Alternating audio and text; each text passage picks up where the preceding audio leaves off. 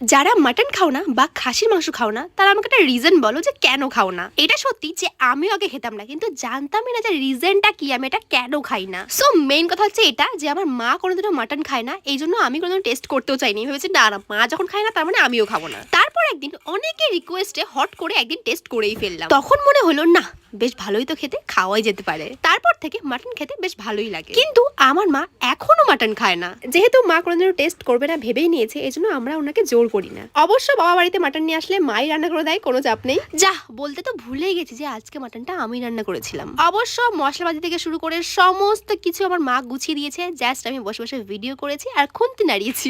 দেন বসে পড়লাম লাঞ্চ করতে। এবার যারা মাটন খেতে ভালোবাসে, রীতিমতো জিভ থেকে জল বেরোচ্ছে সেটা আমি জানি। আর যারা কোনোদিন মাটন খাওনি বা টেস্ট করতেও চাও না, তারা একটু রিজন আমাকে বলে যাও যে কেন খাও না, তাহলে আমিও বুঝতে পারবো যে আমি আগে কেন খেতাম না। আর যাদের মাটন ফেভারিট তারা কমেন্টে একটা হাই করে দিও।